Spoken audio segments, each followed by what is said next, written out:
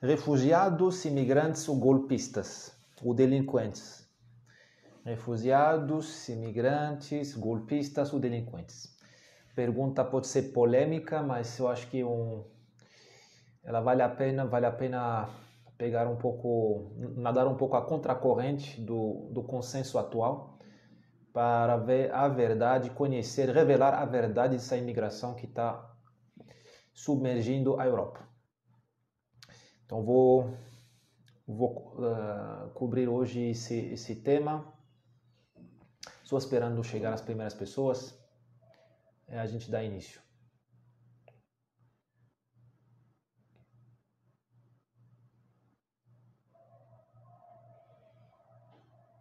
Bom, vamos dar início. Vamos dar início para respeitar o timing. E aproveito para falar que está tudo em replay, armazenado no YouTube e no Instagram. Fica lá para sempre. Então, o tema de hoje é sobre a imigração. Se ela de verdade o tema da imigração ou é a transferência de refugiados ou é uma invasão ou até uma delinquência, ou seja, de gente que não tem nada a ver no país de destino, mas que entra lá como ilegal e até comete um crime. Por que falo isso? Porque o tema é muito sério. O tema da imigração é muito sério, porque imigração mexe com população, povoamento, colonização. A história do mundo, a grande história do mundo. Se você esquece os reinados, as princesas, as rainhas, as guerras de religiões, as cruzadas, se você vê, sendo bem assim, bem marxista. Olá, Antônio Sérgio, boa noite. Sendo bem marxista, se você vê a infraestrutura da história humana, embaixo da superestrutura que são os reinados, os reis, as grandes batalhas, os namorios, casamentos reais, jihads, essas coisas, se você vê a infraestrutura da história humana é imigração.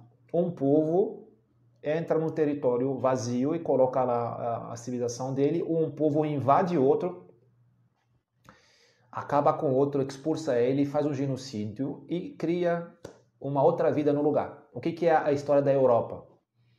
A história da Europa, nossa matriz, a matriz do Brasil. Qual é essa história da Europa? Nossa mãe, digamos. É a invasão de imigrantes que chegaram da Ásia Central e invadiram, pouco a pouco, a Europa Oriental, até chegar na França, Espanha, e da Espanha entraram até na África do Norte. Os vândalos chegaram até a atual Tunísia. Isso é a história da Europa. A França nasceu dos francos, que são bárbaros. A Alemanha também nasceu dos francos, bárbaros. A Inglaterra, a mãe da democracia, a primeira democracia do mundo, o Reino Unido de hoje, nasceu de bárbaros. São os anglo-saxônicos que suplantaram os celtas, expulsaram os celtas para a Escócia, País de Gales e Irlanda. Até hoje em dia tem essa briga. Quem são os vikings? Os vikings são imigrantes. Entendeu? Tem uma imigração que é pacífica, uma imigração que é mais de conquista. Mas de qualquer maneira, quando você vê a história humana, você vê sempre uma pujança. Povos puxando outros, pegando o lugar deles ou matando eles. A gente aqui no Brasil, a gente é fruto disso. A gente somos o fruto da grande substituição. A gente substituiu os índios do Brasil por um novo povo. É uma imigração. É uma imigração. Uma imigração que trouxe um novo povo aqui numa civilização e tirou os índios do comando desse país. Ponto. Então é um negócio muito sério. Não estamos falando aqui de cultura, não estamos falando aqui de Jogos Olímpicos, de Copa do Mundo, ou de intercâmbio cultural. Não, estamos falando aqui, ou de direito humano. Falando aqui de posse da terra. Estamos falando aqui de quem controla o rumo do país, os rumos do país. É muito sério. É muito sério, muito sério. essa imigração, não esqueçam que não precisa de uma mega invasão para você perder o poder. Explico. Em vários países do mundo, uma minoria étnica comanda o país. Você não precisa ser o grupo maioritário para comandar o país. Aliás, rara vez a maioria comanda o país, rara vez, só na democracia. E olha lá, essa noção do povo é uma coisa de ocidental, do nosso mimimi. Essa noção do povo, da maioria, da soberania popular, isso é um mimimi que a gente criou para justificar a democracia burguesa. Beleza, a gente gosta da democracia burguesa, mas não podemos ser bobos. As minorias dominam o mundo. Você vê, por exemplo, um país como o Egito foi colônia estrangeira durante 1000 anos. Sempre de uma minoria estrangeira. 1000, 5000, 10.000, 20.000 estrangeiros comandaram o Egito. Então, quando eu falo que a migração é coisa séria, você não precisa pensar em 1 milhão de pessoas que vêm do exterior, que vão te escravizar ou te dominar. Não. 20.000 caras bem determinados podem pegar o poder. Isso foi o reino, por exemplo, dos Mamelucos no Egito, 300 anos. Os Mamelucos eram mercenários de origem turca. Dominaram um país de 20, 30, não sei quantos milhões de árabes muçulmanos. Antes deles tinha os berebers da Tunísia, que foram da Tunísia para o Egito. Fundaram uma dinastia no Egito. Então, bereber é uma etnia diferente dos árabes do Egito. Dominaram eles. Então, esse negócio de imigração, a gente não precisa esperar um tsunami de gente que vem de fora para entrar em alarma. Uma minoria estrangeira que entra no seu país bem determinada, bem agressiva, ela pode te comandar. Todos os países da África, a maioria dos países da África, o grupo étnico maioritário não tem comando. Quem tem comando é grupo minoritário agressivo. Você vê no Ruanda. O Ruanda hoje em dia, ele é dominado, o governo, o Estado, é dominado por um grupo que tem 20% da população, os Tutsi. Os Hutu, que tem 80%, não entram nesse governo. Aliás, as guerras africanas são essas.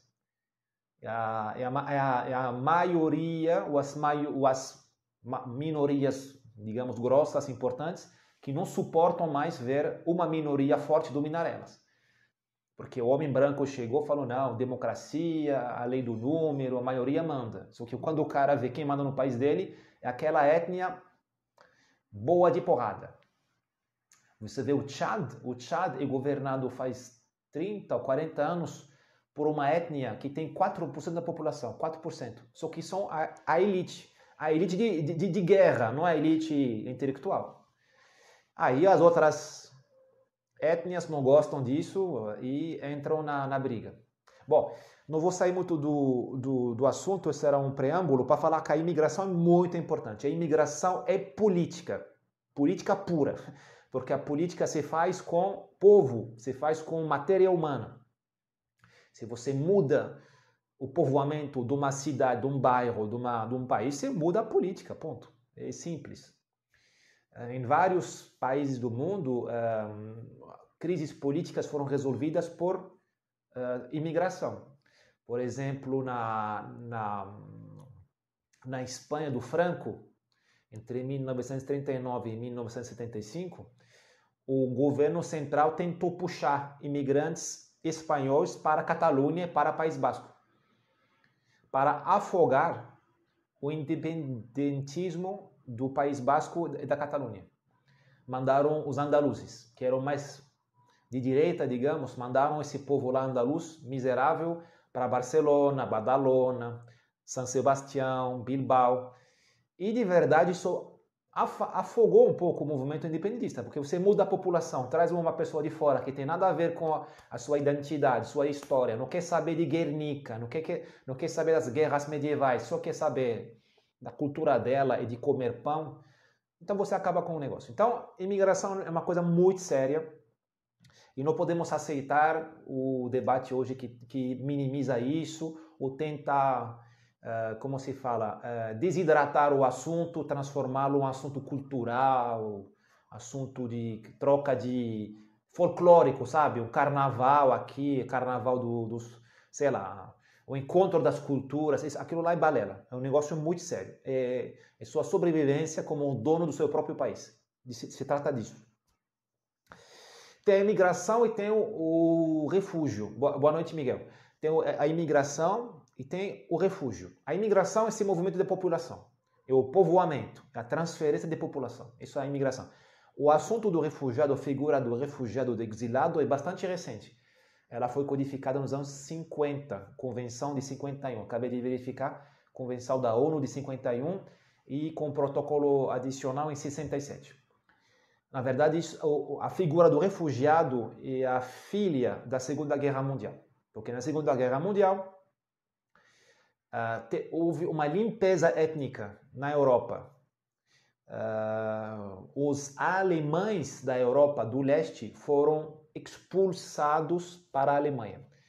A limpeza étnica, houve várias limpezas étnicas na Segunda Guerra Mundial, mas aquela que não se fala muito e que alimentou esse assunto dos refugiados, marhaba, marhaba, Miguel, o grande drama dos alemães da Polônia, da Rússia, da Bielorrússia, da Ucrânia, da Bulgária, da Romênia, da República Tcheca, da República Eslováquia, da Iugoslávia. Lá tinha milhões de alemães que eram cidadãos do Império Austríaco-Húngaro, ou da própria Rússia, ou da própria Polônia, que falavam alemão, que eram alemães de 1000 anos atrás, mas moravam fora da Alemanha, do país Alemanha.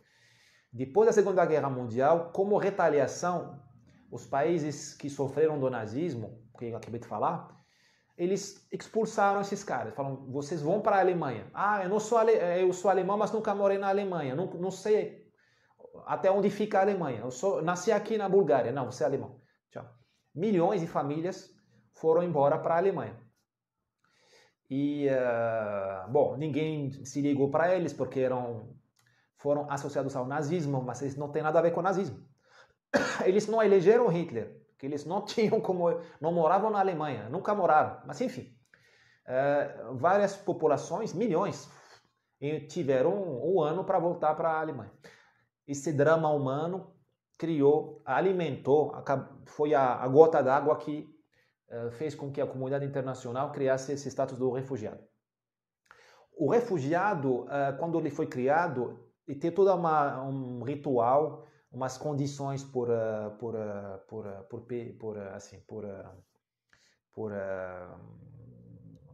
respeitar. E dentro do refugiado tem o asilo. O asilo é outra coisa. Falei que tem a imigração, o refúgio, busca de refúgio, a figura do refugiado, tem também o asilo. O exilado. O asilo é outra coisa. O asilo é ainda mais restritivo do que o refugiado. Também está codificado. E o asilo tem que ter um perigo iminente e confirmado e permanente. Por exemplo, eu sou homossexual num país muçulmano. Ok. Eu sou, sei lá, sou um cara de direita em Cuba. Beleza. Eu sou uma mulher feminista no Afeganistão. Aí posso pedir asilo. Não é porque não gosto do governo, ou porque eu sou revoltado, ou porque sou pobre. Não, nada a ver. Porque o asilo, a figura a gente viu isso no Brasil. O exilado no Brasil era um punhado de pessoas. O FHC, essa turma lá de esquerda, o Juscelino Kubitschek, não sei se pegou asilo, acho que não. Mas enfim, é uma coisa muito codificada. Por que tomou esse tempo para separar esses temas, esses conceitos? Porque agora está tudo misturado. A mídia fala todo mundo é refugiado. Não. Tem a maioria das pessoas hoje em dia que você vê nos barcos indo para a Europa ou entrando pelo muro da Espanha com Marrocos ou do muro da Grécia com Turquia, são pessoas que são imigrantes econômicos. São pessoas que podem permanecer no país delas. Não estão sofrendo retaliação econômica ou por orientação sexual, política ou religiosa. Entendeu? A grande maioria são pessoas que estão lá por escolha, por busca de uma vida melhor. Beleza, respeitável. Mas não é refugiado, não é asilo. São coisas que são bem diferentes. Eu não sei te dar uma porcentagem. não sei te dar uma porcentagem, mas o que posso te dar para explicitar isso, a França recebe por ano 120 mil pedidos de refúgio. 120 mil pedidos de refúgio na França. Ela só concede asilo para 20 mil. Então, uma taxa de uns 20% por aí. Menos de 20%. 15%. 120 mil pedidos formais, completos. Aí ou seja, tem uma entrevista. Bom dia, nasci aqui, sou cristão do Oriente, sou budista no Iraque, sou homossexual na Nigéria, essas coisas. Provas, se conta a sua história, traz provas, ameaças que você recebeu no celular, o da sua família que ficou lá. Tem uma checagem. Desses 120 mil, 20 mil receberam o status. O resto é refugiado econômico. Imigrante econômico. Então, primeira fake news que temos que desmitificar é essa. Tem mais refugiado? Tem, que tem muita guerra no mundo, sobretudo em países de muita população, como Síria, como hoje em dia Afeganistão, a Nigéria, essas coisas. Porém, o grosso do fluxo é um fluxo econômico. Primeira coisa. Outra coisa também, tem uma desigualdade no mundo em relação à imigração. Tem país que não recebe imigrante, país rico, que ninguém cobra por receber imigrantes, nem do Afeganistão. Ninguém cobra a China. Ninguém está enchendo o saco da China para acolher os afegãos que estão saindo de Cabul. Sabendo que Cabul fica a 2 horas de voo da China, tá? Enquanto isso, a Colômbia, boba, recebeu ontem 3 mil afegães. 3 mil. Colômbia. Quantos afegães recebeu a China? Ninguém cobra Japão, Coreia do Sul, de receber os refugiados da Síria ou do Afeganistão. Ninguém. São países ultra ricos, são mais ricos do que a gente, ou a Colômbia, ou até a França, Japão. Não recebe. Então, a imigração hoje em dia é um negócio de 3 grandes placas no mundo.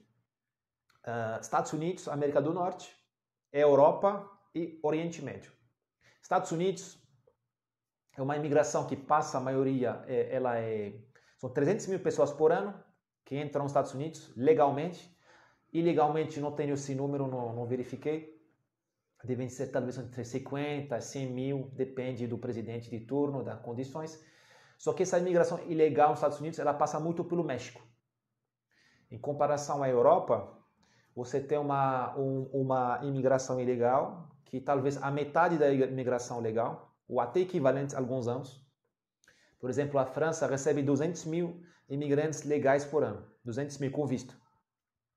Estima-se que tem 150 mil que passa pela barreira, que salta a barreira.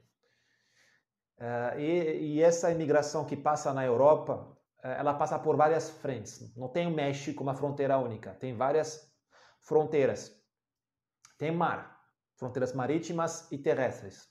Tem uma diversidade de pontos de passagem, o que torna isso difícil de controlar. Você tem a passagem pelo Marrocos, que é uma fronteira física ou marítima, depende por onde você passa. Fronteira marítima pela Líbia, pelo mar Mediterrâneo. Fronteira física pela Turquia com Grécia, Turquia com Bulgária. Fronteira física pela Europa Oriental, passa pela Rússia, Lituânia, Polônia. Você pode entrar na Europa pelo mar Atlântico, você pode entrar pelo Portugal, desembarcar onde você quiser. A Europa está mais difícil de blindar do que Estados Unidos, onde você coloca um muro no Rio Grande, fronteira com o México, e acabou. No Golfo do México você não vê muita imigração. Tem tubarão, tem corrente marítima. Assim, no Mediterrâneo é muito fácil de atravessar. Você atravessa o Mediterrâneo em 1 noite e meia. Com bom vento, depende do vento, hein? Você pode fazer Marseille, Argel, na costa africana, 1 dia e meio, bom vento. Ibiza, Marrocos, com Go Fast, sabe aquela lancha dos traficantes? Então não é uma super lancha, não é um iate, não é um drone, é só uma lancha marítima mais potente. Você faz em 10 horas. 10 horas, 1 noite. Sai às 8 da noite e você chega lá às 10 da manhã.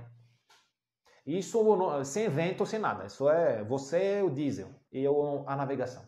Então, você está do lado. Então, a Europa está mais vulnerável. E a diferença entre Europa e Estados Unidos também, além da vulnerabilidade, é o fator do islamismo. Os Estados Unidos recebem mexicanos, hondurenhos, salvadorenhos, brasileiros, coreanos, russo, ucraniano, chinês, beleza. A Europa recebe muçulmanos e a conversa é diferente. Estamos fora da civilização europeia, porque o mexicano é europeu, o brasileiro é europeu. Você nunca vê um brasileiro causando problema na Europa, nos Estados Unidos, atentado por um brasileiro. Você já viu atentado nos Estados Unidos por um mexicano, um guatemalteca, um peruano? Não. Você já viu um atentado na Europa por um venezuelano, por um colombiano, por um belarrusso? Não. É a mesma civilização. Você não tem problema religioso e você não tem esse ódio étnico-racial e cultural. Agora, o islamismo é outra cultura e essa cultura está em guerra aberta com a Europa, com o Ocidente, faz 1400 anos. Faz 1400 anos que o islamismo está em guerra contra o Ocidente. Ele está na Europa agora pela imigração. Os Estados Unidos recebem alguns muçulmanos? Recebem, mas muito pouco. Então, o perigo é muito pequeno. Estamos falando hoje em dia que na França, pelo menos, mínimo 15% da população é muçulmana. É enorme. Vai, 10%. Entre 10% e 15%. É enorme. É enorme. Tem uma população que tem essa tendência à hostilidade contra o Ocidente. Estados Unidos, os muçulmanos que tem lá são libaneses, sírios, jordanianos, então são muçulmanos de elite, não é o meu povo, os outros povos.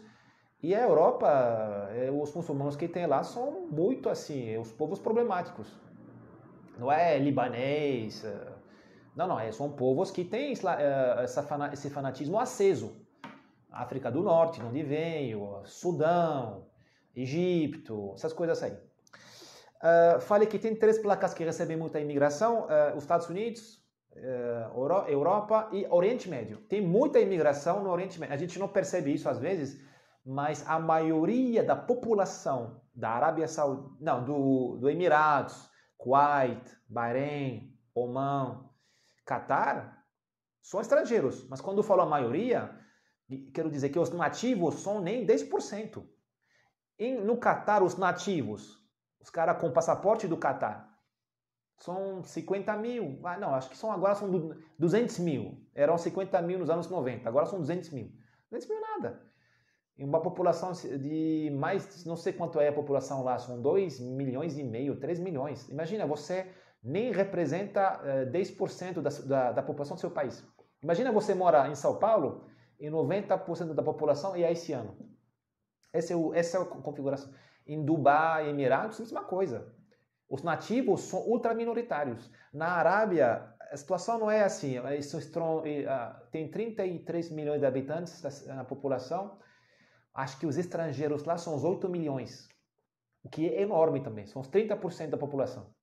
Mas não é tão óbvio assim como nesses países aí. Então, esses países que te falei, Arábia, os Emirados, as petromonarquias, incluindo o Kuwait, são países de muita imigração. Eles estão pedindo muita mão de obra, barata e cara. Eles querem tudo. Querem garçom, gari como engenheiro e fundador de startup, médico com PhD. Eles pedem todo mundo. Só que o sistema deles é um sistema de apartheid. De apartheid totalmente assumida. Lá você tem as populações são divididas por status. O nativo é aqui, no topo da pirâmide, depois vem alguns estrangeiros, costumam ser os americanos, europeus, ocidentais, sabe, Alemanha, Inglaterra, depois o francês, aí depois começa a descer, até chegar no árabe, marroquino, Egito, o negro africano, e lá embaixo está o paquistanês e o indiano. Não me culpem, é o sistema deles. E ninguém reclama. Nunca vi Amnesty International, nem Human Rights Watch, nem nenhuma ONG fazer uma passeata na Paulista contra o Catar ou contra a Arábia Saudita. Aliás, o Catar vai fazer a Copa do Mundo, que foi construída por esse apartheid. Quem morreu na Copa do Mundo, quem fez as obras, são paquistaneses e indianos. E há de você, se você bater o carro no Catar, no nativo, você está mal. Há de você ter um contencioso econômico, comercial, fundiário com um nativo no Bahrein ou na Arábia Saudita, você está ferrado. Um sistema de apartheid. Então, lá também você está vendo como a minoria, ultra minoria, domina o país. Os nativos dominam o país sendo uma ultra minoria. Por um sistema de apartheid, por um sistema de dominação, eles pegam o passaporte das pessoas, eles são países são colônias americanas, basicamente. Estou exagerando um pouco, mas eles têm bases. Eles sabem que podem aprontar, porque na hora H, quando vai feder muito, a França tem base do lado, os Estados Unidos tem base lá, vai mandar forças especiais para salvar eles. Contra a própria população, os imigrantes que tem lá ou não. O Irã, outro vizinho. Então esse é um apartheid, é um modelo que não é o nosso modelo ocidental de gestão da imigração. No Brasil, o estrangeiro não é discriminado. Claro que ele não pode fazer algumas coisas, você não pode virar advogado, não pode votar, não pode ter o CRESP, o CREA, ok. Mas não é embaixo da sociedade, não é condenado a fazer tal tipo de obras, de funções sociais. Eu lembro uma vez estava em Dubai, faz 10 anos, e quis tomar o ônibus. Os caras começaram a zoar da minha cara. Falou, ônibus aqui só para indiano, cara. Só para indiano. Você não vai tomar ônibus, você vai subir no carro, no táxi. Pergunta do Miguel. Como os africanos conseguem usar o Marrocos para chegar na Europa? Eles pedem asilo para o Marrocos e depois atravessam os barcos. É uma boa pergunta. Podemos falar disso? Deixa eu te falar. Vamos falar disso. Podemos falar agora.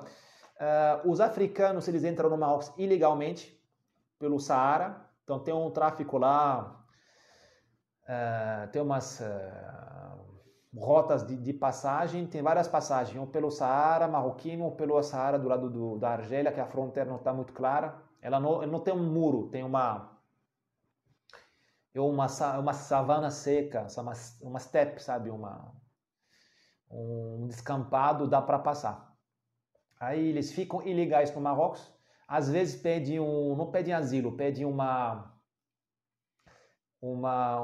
residência temporária, só para dar as digitais para a polícia saber quem eles são, aí eles recebem um documento para poder circular, não ser assediado pela polícia, pelas autoridades. Rara vez pedem asilo no Marrocos, rara vez. E alguns pedem asilo vão na ONU, lá no UNHCR, a ONU dos Refugiados, o Alto Comissionado dos Refugiados, mas é marginal, é muito difícil eles conseguirem virar refugiado ou no Marrocos ou ser transportado do Marrocos para a Europa. Tem um projeto hoje na União Europeia, chama reinstalação.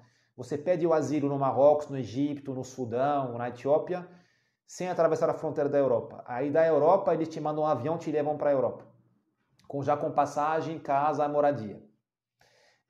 No Marrocos, até que eu saiba, não existe isso. Então, o caso padrão, a pessoa entra ilegal, fica ilegal até atravessar para a Espanha, nadando num barco, pulando a cerca, literalmente, ou pede um documento de estadia temporário para não ter problemas com a polícia.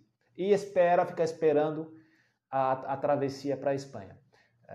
Essa esperança pode durar 10 anos. Tem gente que está lá faz 10 anos. Já teve filho, está lá esperando para passar. Que tem que juntar dinheiro, que a travessia custa $5.000. Tem que juntar dinheiro e ela não é automática. Você pode ser roubado pelo coiote, a polícia pode te prender no barco, a Espanha pode te devolver, você pode se afogar. Tem gente que faz 2, 3 vezes, tá? Cada vez são 5.000 euros. E não é fácil juntar 5.000 euros no Marrocos trabalhando. Então é isso. Bom, breve história da imigração à Europa, porque é uma coisa que é muito louca, é uma história de uma loucura, na verdade, história de um devaneio, sabe? Uma coisa totalmente louca. Quando daqui 10, 20, 30, 50 anos, os historiadores vão achar que a Europa fez uma mega cagada, se matou sozinha. porque ela permitiu, a Europa foi o primeiro país, primeira região, primeiro continente no mundo a financiar a própria invasão. É isso que acontece.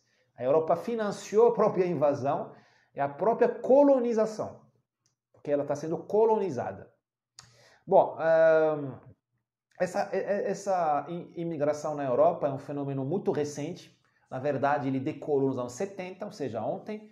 Ele muito rápido, ele acelerado. Parece que quanto mais as pessoas reclamam da imigração, mais acelera, mais aumenta a curva. Entendeu? É impressionante. Quanto mais a população se indigna, mais chega a imigrante e mais os governos abrem as portas. Então, quero que vocês, por favor, memorizem isso. É um fenômeno muito recente, ontem, anos 70, e muito rápido, muito assim. Pensa numa curva exponencial. Tudo começou com a colonização. Francesa na África, inglesa na África e no Paquistão, na Índia, holandesa na Indonésia, belga no Congo, espanhola um pouco na África, um pouco aqui na América Latina, também nas Filipinas, portuguesa no Angola, óbvio, Guiné-Bissau, Moçambique. Aliás, o presidente da Guiné-Bissau acabou de visitar o Brasil e é um cara legal. Não sei se ele vai durar muito no cargo, porque ele é o Bolsonaro da Guiné-Bissau, um país ultra corrupto que talvez é um narco-estado. Então, não sei, e rara vez os presidentes da Guiné-Bissau terminaram o turno vivos. O último, coitado, bom, eu não vou contar a história, mas foi terrível. Então, saudações ao presidente da Guiné-Bissau, o senhor Embolo, eu acho. Me desculpe se eu esqueci o nome dele. Então, essa colonização, o que ela fez, na verdade? Ela criou a revolução demográfica na África. Porque a África era vazia. Todo mundo morria lá. Febre amarela, leprose, mosquito tsetse, doença do sonho, a maladie du sommeil, sonambulismo. Ela chama a doença do sono, só que ela não é do sono, ela se vira um cadáver humano. Por isso que chama a doença do sono, mas na verdade não é sono, é você se perde todos os líquidos e morre. É feita por um mosquito. A malária, tudo aquilo lá. Além disso, o africano ele tinha um controle da própria demografia, um controle da natalidade caseiro, digamos, por adaptação territorial. Sobretudo os nômades nunca gostaram de ter muitos filhos, porque eles não precisavam ter muitos filhos, eles precisavam de ter muito crescimento do gado, do cheptel, do gado deles.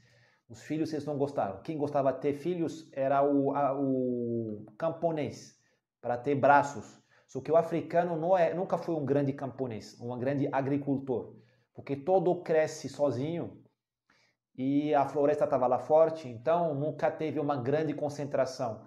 Teve povos de agricultores, mas não é o povo francês, ou o povo alemão, o povo russo, que você tem 100 milhões de agricultores. O povo africano é mais um mix entre agricultores muito lights, queima a floresta, que nem faz o índio aqui no Brasil, queima a floresta, planta mandioca, deu 2, 3 anos, vai para outro lugar, não tem aquela produtividade, não tem aquela... Então, e ao lado, povos nômadas que não fazem criança, muito pouco, por esses motivos que te expliquei. São mais povos Aliás, ter crianças atrapalha até a mudança, o nomadismo. Enfim, então a África estava vazia.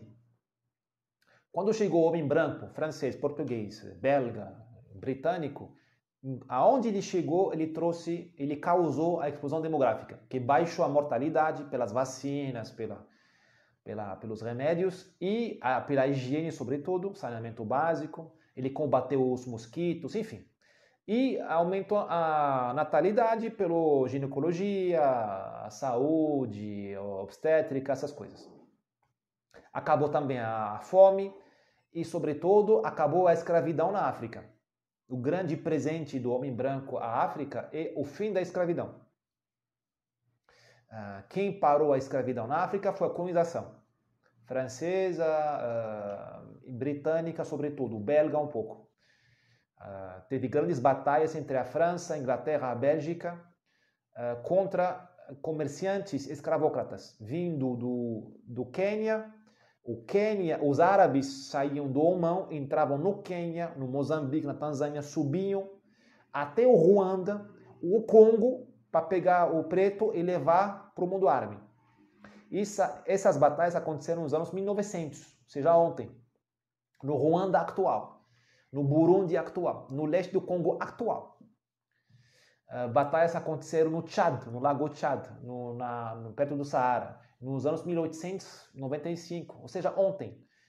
Então, vocês entenderam aonde quero chegar. Baixou a mortalidade, aumentou a natalidade, acabou a fome, baixou muito, acabou a escravidão que acabava com a natalidade, porque a escravidão, a pessoa morre mais jovem, não faz criança, ou quando faz uma criança, ela nasce em condições precárias, morre mais rápido. Então, estabilizou a vida da pessoa, faz filhos, faz muito filho.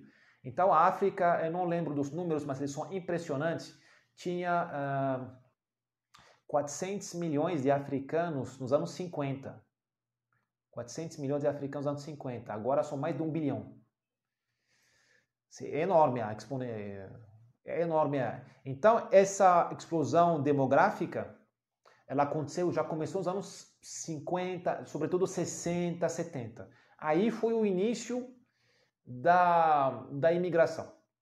Quando digo África, também falo do mundo árabe, África do Norte. É a mesma história, basicamente. Lá também tinha escravidão, essas coisas. Lá também, o homem branco, quando ele entrou, ele trouxe essa explosão demográfica. Não estou justificando a colonização. Ela tem muitos defeitos, mas estou explicando o efeito dela. Explodiu a demografia nos anos, digamos, 50, 60, 70.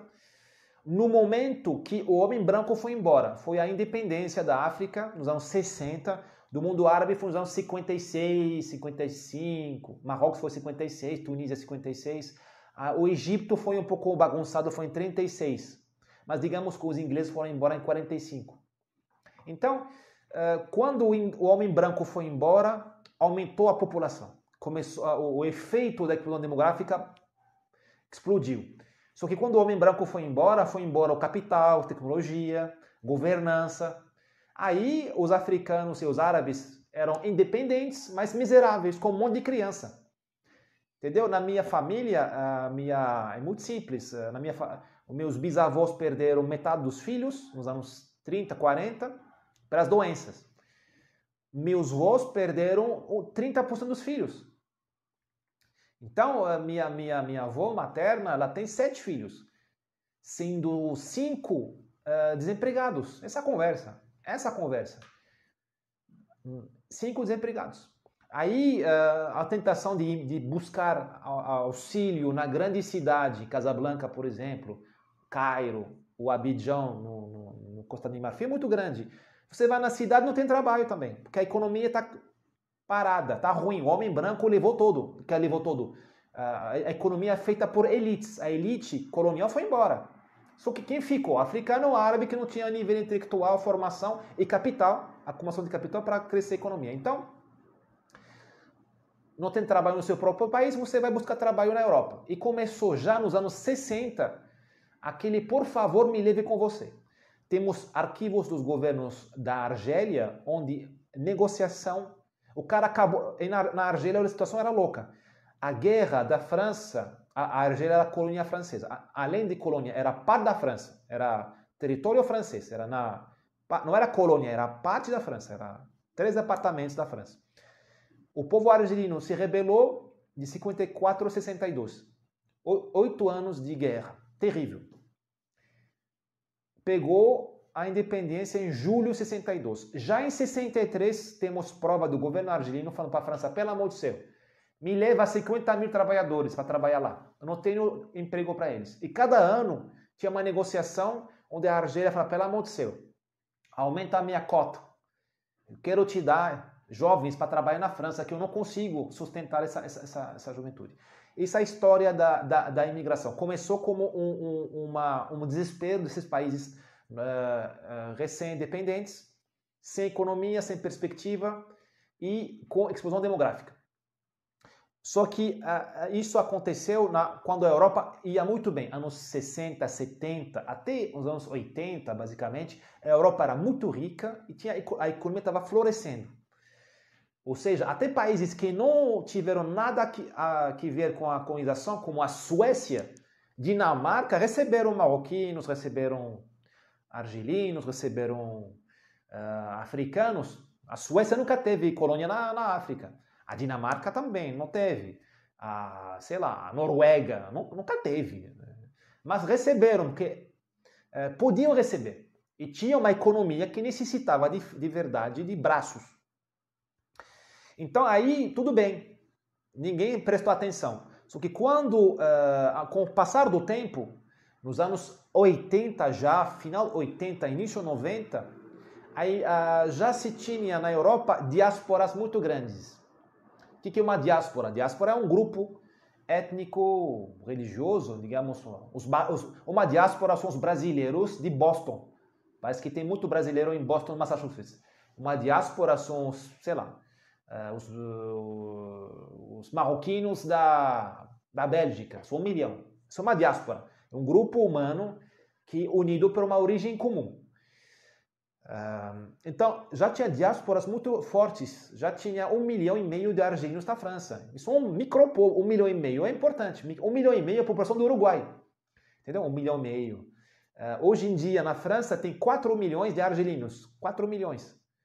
4 milhões já é a população da Catalunha, já é 6 milhões da Catalunha. Mas vocês me entenderam, 4 milhões é sério. O Mato Grosso inteiro são 2 milhões de habitantes. Entendeu? Então, a partir dos anos 90, digamos, foram as diásporas que começaram a atrair a imigração.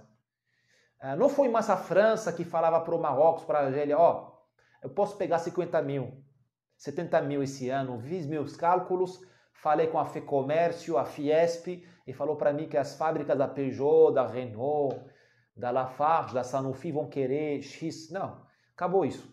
Nos anos 90, as famílias marroquinas, turcas, africanas instaladas na Europa começaram a mandar pedido de casamento para quem quiserem no Marrocos, na Argélia, na Turquia.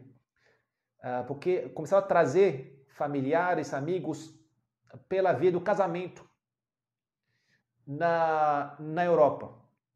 Aí é dentro da lei. A lei da Europa permite você trazer seu cônjuge. Então aí explodiu o número. E saímos totalmente de uma imigração de trabalho para uma imigração de povoamento. Na minha família eu tenho alguém, não vou lhe revelar o nome, mas tenho alguém que sua filha fez 3 casamentos de conveniência, todos pagos com dinheiro. Tá? Ela ia no Marrocos, fazia um concurso, uma RFP, uma licitação no vilarejo. Os pais de família pagavam 2 mil, 3 mil, 5 mil euros para essa pessoa. A filha casava no Marrocos, no consulado da França no Marrocos.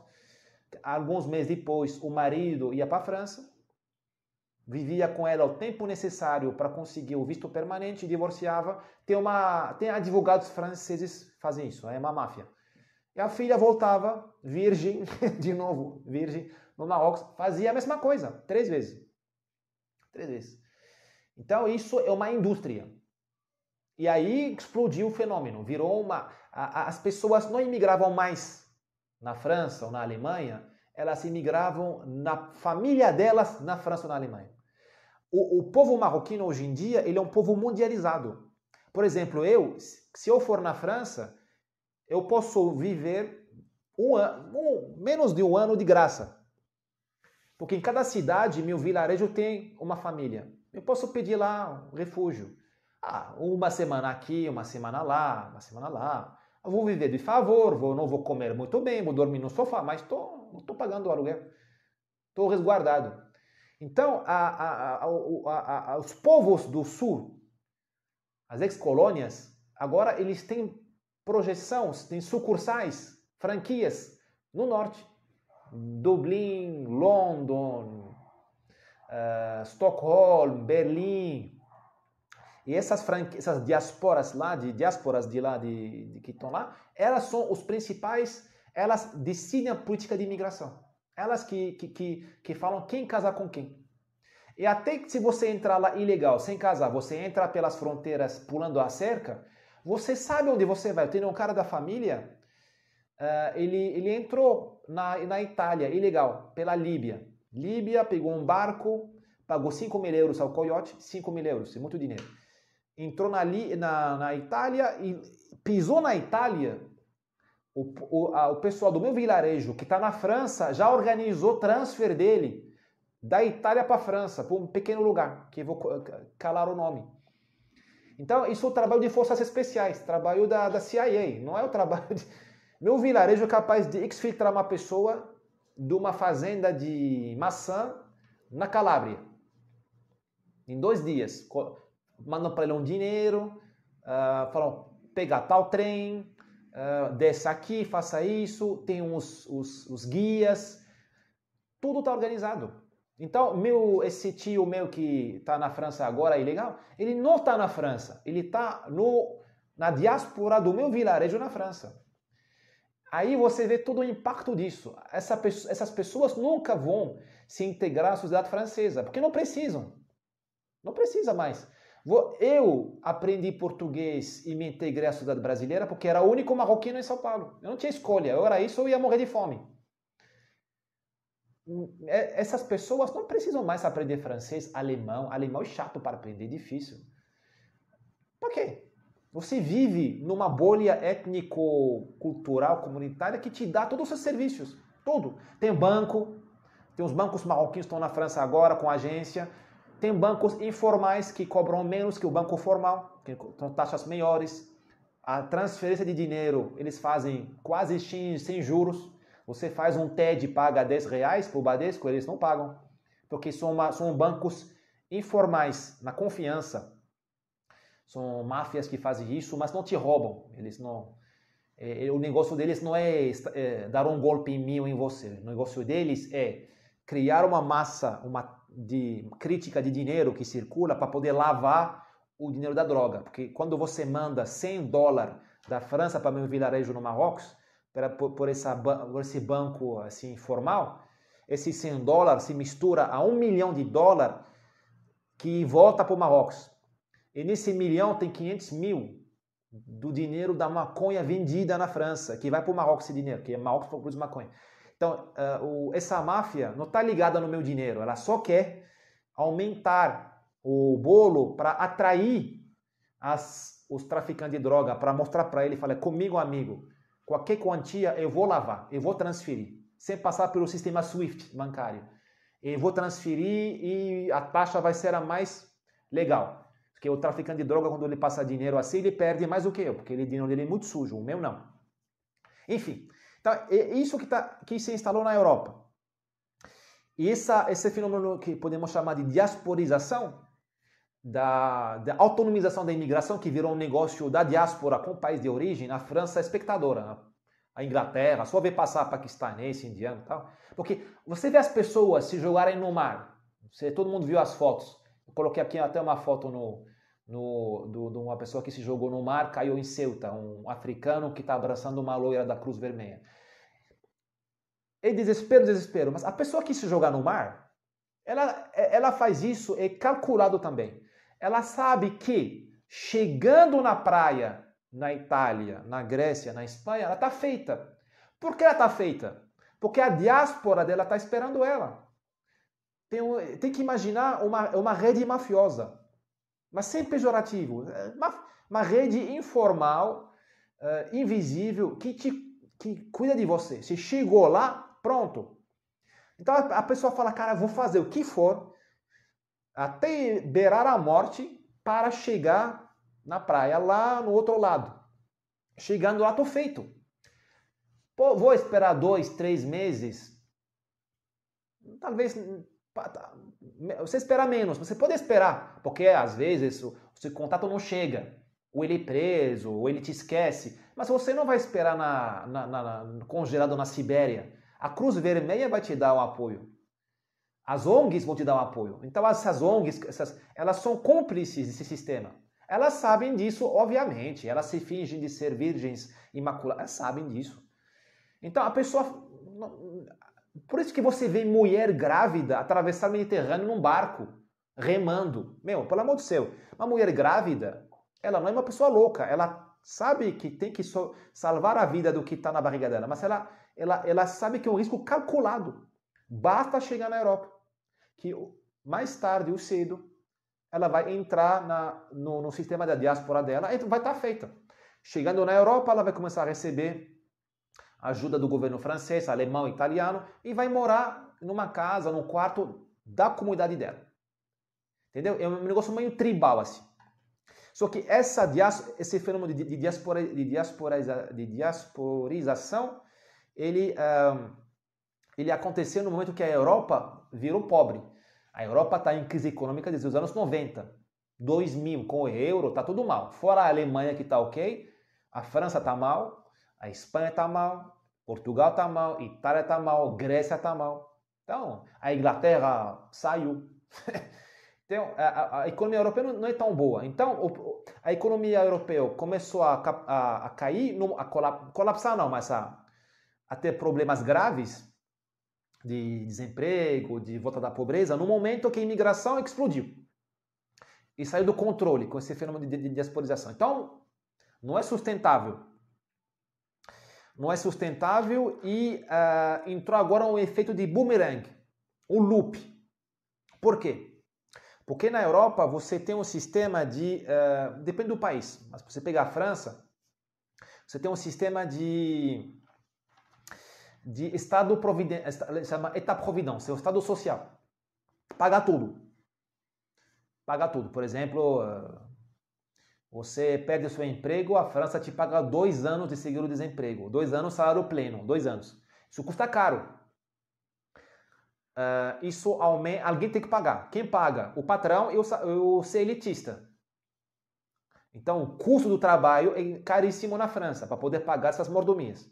Não estou julgando nada, estou dando o diagnóstico frio. Então, o patrão ele vai buscar mão de obra barata, imigrante, que acabou de chegar, que está cagado, está com medo, não fala idioma, não quer ser denúncia da polícia, não tem diploma. Ele vai se sujeitar a qualquer coisa. Então você tem vários setores econômicos que já colocaram o trabalho imigrante como uma parte do business model. A construção civil, a restauração, alguma agricultura, tipo tomate, tudo onde tem muito... onde você não pode mecanizar muito, sabe? Cortar tomate, cortar flores, cortar uvas. Aquela agricultura de safra, sabe? Que de dois, tipo, as uvas saem em setembro, a safra dessas coisas. Então, chama muitas pessoas para trabalhar. Esses setores econômicos precisam muito da mão de obra imigrante ilegal. Esqueci a limpeza, serviços, eles querem mão de obra ilegal. Por quê? Porque eles se acostumaram a pagar muito mal as pessoas e eles estão em uma guerra de preços. Porque tem uma guerra de preços na agricultura. O preço do tomate é um commodity. E até nos serviços de construção civil, onde não tem tanta guerra de preço, a ganância é lá. O patrão, o capitalista, ele fala, meu, vou pagar um marroquino, um turco e não vou pagar um europeu. E foda-se o controle do Estado, vou corromper ou vou pagar a multa. Aliás, o Estado não controla. A França, por exemplo, que é a mamãe do direito do trabalhador, a inspetoria do trabalho, aqueles caras que saem fiscalizar se você tem um CLT, tem seus direitos, é rachitica. É um departamento com pouco RH, pouco efetivo. Para poder para fechar os olhos e deixar a economia assim funcionando. Então, você tem setores econômicos inteiros que precisam da mão de obra imigrantes. Aí você tem, como esses setores não querem mais contratar francês, o francês fica desempregado também, por consequência. Aí ele vai chupar a mamadeira, ele vai pedir os auxílios. Alguém tem que pagar esses auxílios de desemprego. O Estado, ou seja, contribuinte. O empresário, ser elitista. Aí aumenta o custo do trabalho. Então você tem hoje em dia uma máquina que cria custos, digamos impostos, encargos trabalhistas e imigração. Num país de economia deficitária. Você conseguir ter grande desemprego na França, na Europa Ocidental, 10% da população, o Brasil tem 14%, a França tem 10% faz 20 anos. Desde que comecei a entender as coisas, dos 20 anos para cá, do ano 2000 para cá, a França nunca passou embaixo de 10% de desemprego, e muito. 10%, 11%, 12%. Então, você tem grande desemprego, mas chama a imigração de trabalho. Por esse motivo aí, que desemprego de massa, você aumenta os custos do trabalho, aí aumenta então a necessidade, o incentivo de contratar imigrante ilegal. Contrata imigrante ilegal, francês, digamos, legal e legítimo, não consegue trabalhar, vai no seguro-desemprego, aumenta de novo o custo do sistema. É assim vai, é uma loucura. E podemos também adicionar um fator agravante, esse imigrante que vem para limpar banheiro, para falar assim, ele não vem sozinho, ele vem, chama a irmã, chama o primo, tal. Essas pessoas entram na Europa, vão para estudar, custam caro. Uma criança custa caro, não produz nada.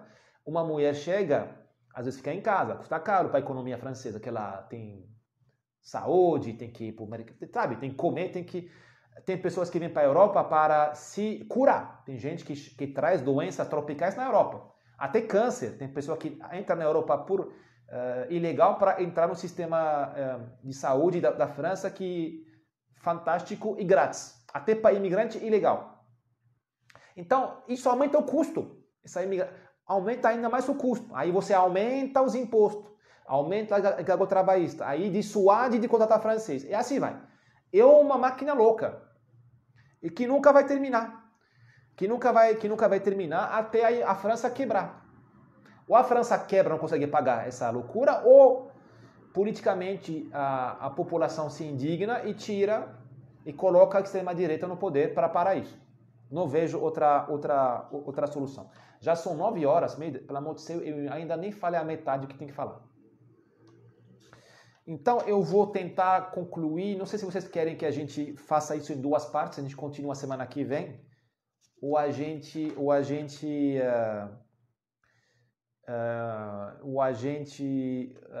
fecha logo 15 minutos. Não sei o que vocês querem. Me falem por mensagem.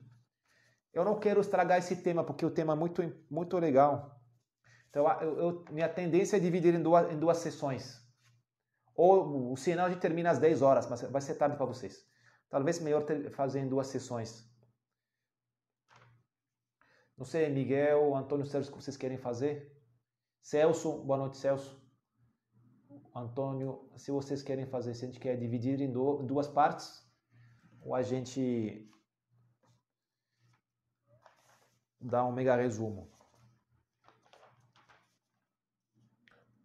Bom, eu prefiro dividir em 2 partes.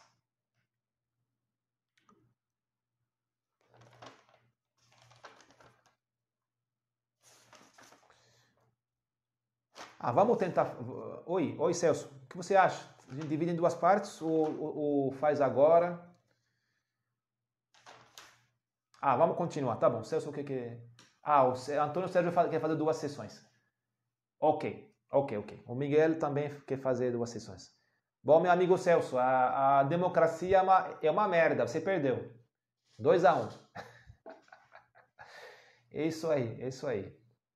Eu sinceramente, eu quero também fazer 2 sessões para não estragar. E para também ter perguntas. Desculpa, Celso, mas essa vez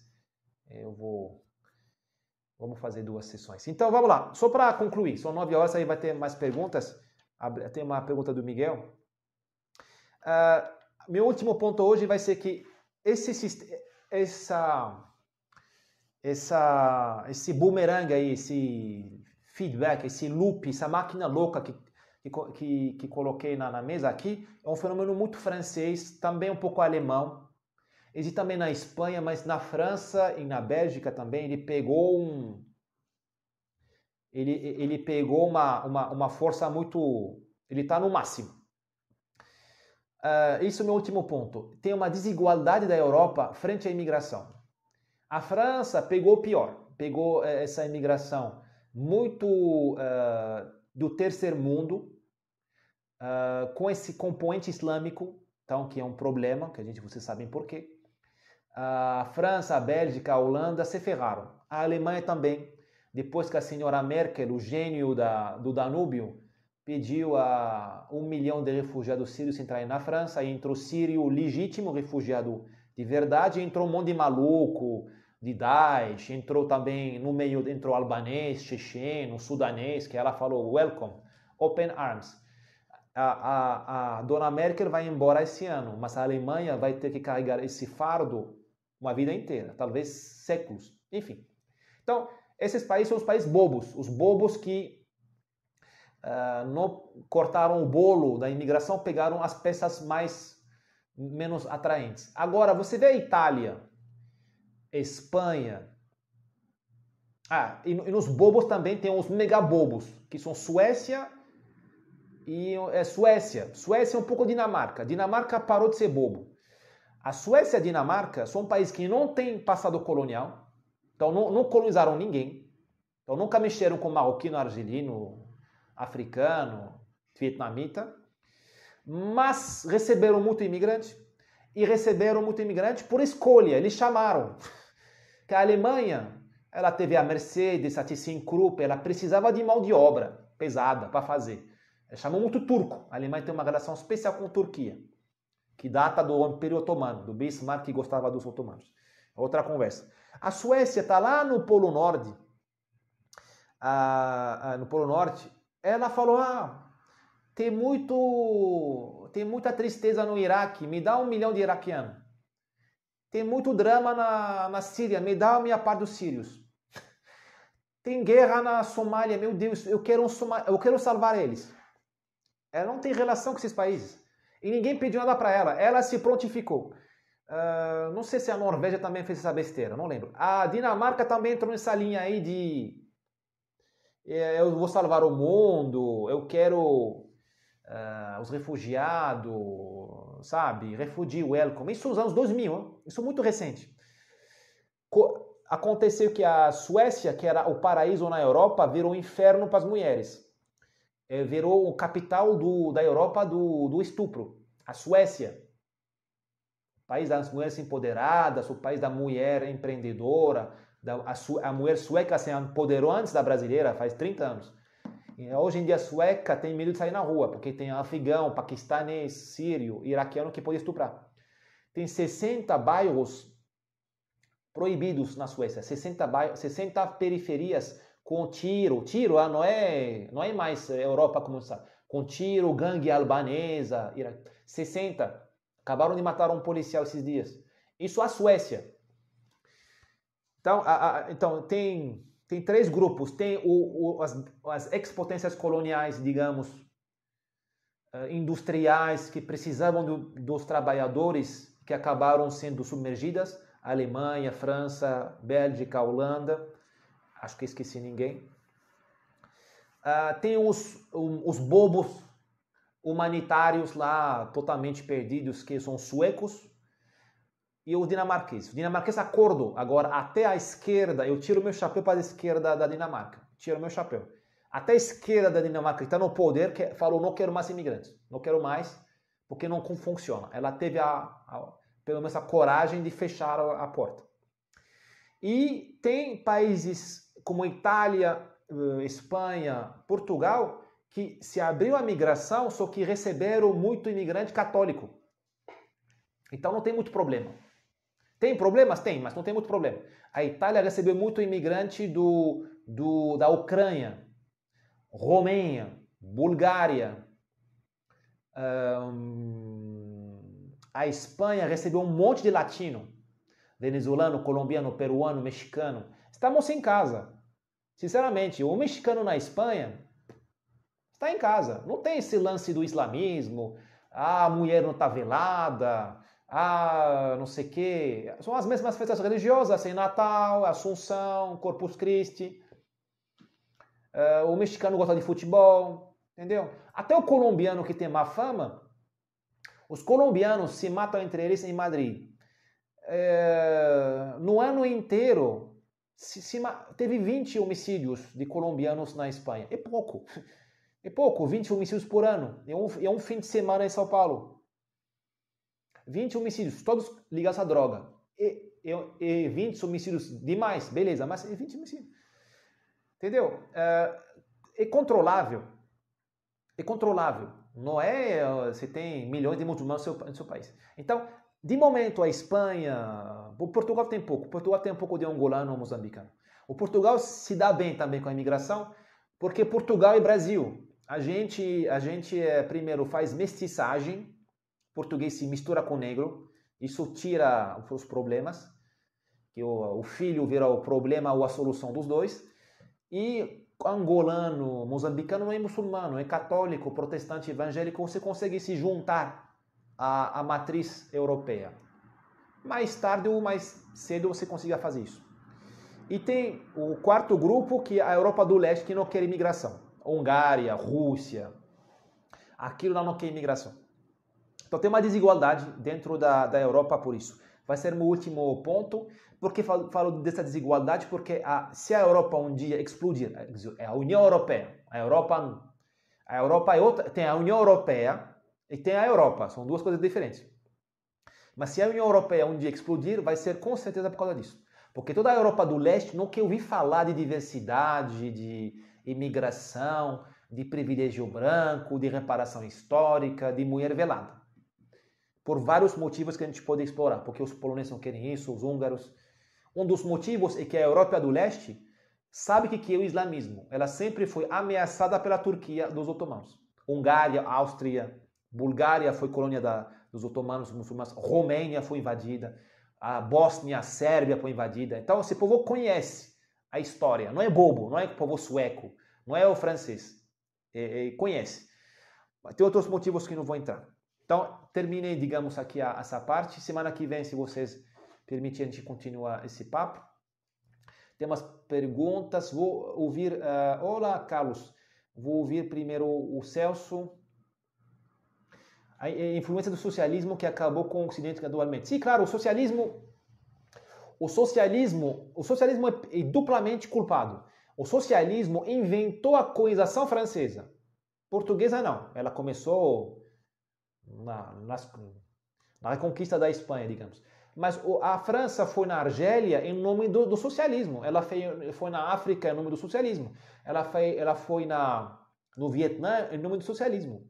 Não era socialismo, era progresso, era les lumières, as luzes. Falou, foi a esquerda francesa que mandou a França invadir Marrocos. Não foi a direita. A direita francesa nunca quis a colonização. E não por humanismo, não. Ela falou, cara, qual foi a briga?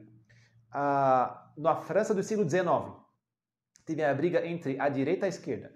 A direita queria monarquia. A esquerda queria república. E a direita quase ganhou. E quando a esquerda ganhou em 1875, a proclamação da Terceira República, que durou mais tempo na França, a esquerda queria dar ao povo francês uma glória, porque o povo estava dividido.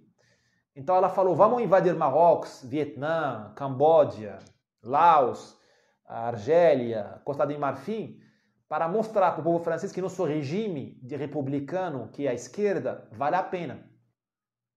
Primeira coisa. Segunda coisa, a direita francesa, ela falava, cara, eu não vou invadir Marrocos, eu preciso recuperar Alsácia-Lorraine, que a Alemanha invadiu norte da França e leste, e pegou de 1870 até 1914. A direita falou, cara, eu não vou colonizar o negro, o asiático, o árabe. Eu quero recolonizar meu território. Meu exército vai ser mais útil recuperando esses dois territórios, Alsácia-Lorraine.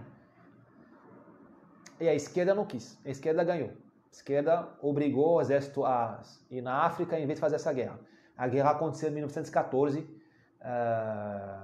Foi chamada a Primeira Guerra Mundial. Então é isso que eu falo. O socialismo, ele fez essa colonização que criou a explosão demográfica na África, pelo menos na África francesa.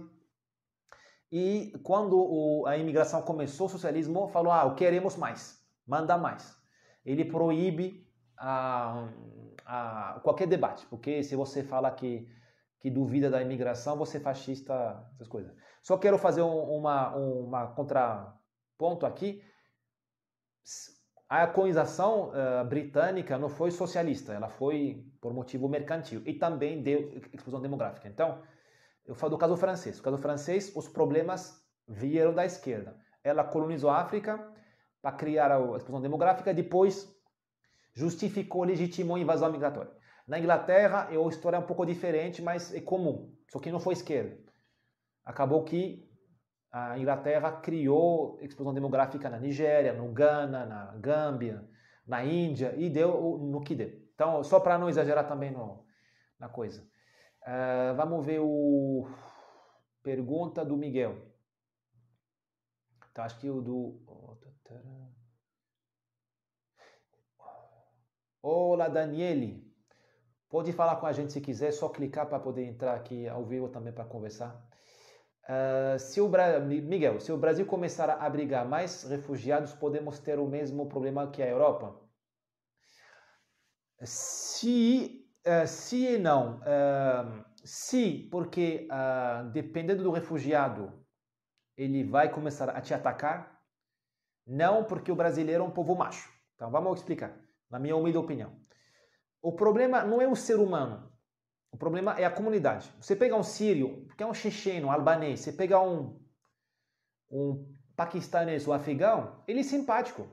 Você vai no restaurante sírio, um restaurante, sei lá, marroquino, sei lá, em São Paulo, você é bem recebido. Você vai lá como turista, você é muito bem recebido. O problema não é a pessoa. O problema é o grupo. Pensa na psicologia das hordas do Gustave Le Bon, psicologia das massas. Quando se junta um grupo humano desses países, ele adquire uma personalidade própria. Então, até eu, talvez, que sou aqui na sua frente, talvez você me junta com 200 marroquinos, maioria numa cidade, a gente pode oprimir aquela cidade, porque a gente aí recupera, resgata uma personalidade coletiva da nossa raça, povo, etnia, religião, que é de transmitir o islamismo, de oprimir a mulher, de fazer não sei o quê. Aí que tem problema. Isso que acontece na Europa. Ou com terrorismo, ou com bandidagem. A maioria da bandidagem francesa é árabe e africana. Eles não estão roubando por pobreza. Pobre é aqui no Brasil, não é na França. Eles estão roubando como uma afirmação territorial. Só que o cara é burro, imbecil, e não tem a elaboração mental para falar isso, para falar, eu tô aqui para conquistar a França. Não, ele fala, eu tô aqui para roubar o banco. Ele rouba o banco, mas o driver dele, a motivação é uma motivação coletiva, é uma invasão territorial. Então, no Brasil, se você chamar 1 milhão de marroquino, com certeza você vai ter problema. 1 milhão de marroquino, argelino, muçulmano, do Afeganistão, checheno, albanês, esses povos assim problemáticos, você vai ter problema. Óbvio. Agora, você vai ter um problema menor do que da França, ou talvez você vai conseguir até reverter o problema. Você pode ter o problema no início e depois reverter o problema. Por quê? O brasileiro é violento, graças a Deus. O francês é bunda mole, pacificado. O alemão é pacificado. O alemão está com medo de ser chamado nazista. Então o alemão, ele apanha e fala obrigado. O belga, o holandês, bunda mole. O inglês, bunda mole. Italiano não. Italiano não. Cuidado com o italiano. Então, não. Espanhol eu não conheço bem. Eu acho que não é tão bunda mole como o francês. Então, aqui no Brasil, o cara mexe com sua mulher, você vai matar ele. O cara vai na favela, vai mexer com as meninas, ele vai morrer. O cara vai tentar assaltar, aqui até o assaltante tem sindicato. Aqui está tudo dominado. E isso salva vocês contra a violência estrangeira. O Brasil é um país de violência interna. Vocês matam um ou outro. Esse é o problema de vocês. Agora, violência externa, desse tipo aí, assimétrico, de guerrilha, de insurgente, de invasão, assim, de invadido por mendigos, bandidos, não vai pegar aqui. Porque aqui o cara, aqui é o país do linchamento. Aqui somos o país número 1 do mundo em homicídios. Isso não é corriqueiro. Número 1 do mundo em homicídios. De longe, frente a todo mundo. Não é? Você junta toda a África em homicídios, não chega no Brasil. No ano. É sério. E somos também um dos recordistas do mundo do linchamento. Isso fala muito da cultura nossa. A gente está organizado para se defender, oprimindo a justiça popular, uma justiça de merda, a justiça da horda, da manada, dá no linchamento, ela é injusta, mas ela funciona. Então, aqui, o meliante paquistanês, o refugiado que vai começar a querer mexer com a mulher brasileira, meu filho, não tem chance de prosperar isso. Então, é isso que eu tenho que falar. Não tenho muita dificuldade, não tenho muito medo. O Brasil vai se dar bem se um dia abrir as fronteiras para... agora, claro, te invade a Rússia ou a China, é outra conversa. Aí o exército contra o exército, é outra conversa. Mas esse tipo de imigração, de gente, de civis, Brasil, graças a Deus, é um país violento. Então, ninguém vai mexer com vocês. A França tá ferrada. A França tá ferrada. Tá ferrado. Totalmente ferrado. Aí veio uma outra pergunta. Eu vi o Zemmour aqui, só que não sei se ele... o Zemmour não quer trazer afegão que colaboram com os franceses e não gostou da comparação com os arquis. E se meio frio dele, ou tem razão? Cara, você lê na minha mente. Eu não estou confortável com esse tema do... Eu não estou de acordo com ele nessa vez. Não estou de acordo. Então, para a turma que nos assiste, o Zemmour é um jornalista francês muito conhecido, tem 1 milhão de... Ele junta 1 milhão de televidentes cada noite na televisão. Ele de direita de verdade, não a direita mole do Partido Novo, não, direita de verdade. Ele é bolsonarista sem saber que ele é bolsonarista. Mas enfim, e perguntaram para ele se a França tinha que repatriar na França o pessoal do Afeganistão que colaborou com ela nos 20 anos que ela passou no Afeganistão. Ela passou, na verdade, 15 anos, não 20. Saiu em 2015. Ele falou não. Ele falou, não vou repatriar ninguém, porque eles eram seletistas, receberam salário, acabou a colaboração, tchau. E a gente não foi colonizar eles, a gente foi ajudar eles, então não me sinto com dívida moral nem nada. A gente ajudou, a gente apanhou, porque morreu 90 franceses lá, para salvar o Afeganistão contra o Talibã. E eu não vejo dívida moral, não vejo porque vou ter que chamar eles de volta. Bom... Eu não estou de acordo. Eu acho que tem que salvar essas pessoas. Quem tiver de verdade com dificuldade, com medo dos talibã e trabalhou com a França de maneira devidamente comprovada, documentada, tem que salvar. Mas salvar não significa trazer para a França. Pode ir para os Estados Unidos, pode ir para o Catar, pode ir para Dubai, país rico, Catar, Dubai, vazio. Pode ir para a Indonésia, sabe? Pode ir para, sei lá. Mas um tradutor que trabalha muito com você, um intérprete, uma secretária, um médico na embaixada. E estamos falando talvez de... Não consigo pensar que isso passa dos 1000. Porque a França saiu do Afeganistão em 2015, o exército. Ficou o quê? Ficou a embaixada. Sim, ficou a embaixada. Então, o grosso já foi, sabe? Já morreu, já se reinventou, já saiu do país. Então, em resumo, eu acho que ele foi muito... Eu entendo ele, mas nessa vez eu acho que tem que salvar essas centenas de pessoas ou levar para a França ou para outro país. O mundo é vasto, cara. Não tem só a França, o mundo é vasto. Tem Rússia, por exemplo, China, país muito rico, ganha muito dinheiro com o Covid. Também tem que contribuir. Japão, Coreia do Sul, Malásia, país muçulmano, por que não pega refugiado? A França poderia dar um cheque para essas pessoas se morar lá, pagar passagem, visto, convênio de saúde. Isso ajuda. Eu acho que isso é válido. Nesse caso, eu acho que ele foi muito assim.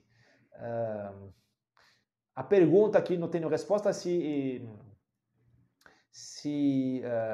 isso vai criar um precedente, porque a França amanhã vai sair do Mali, do Níger, do Burkina Faso, já tá, o do Tchad, Amanhã lá vai ter o Estado Islâmico e a Al-Qaeda. Já está. A França está repatriando os soldados dela.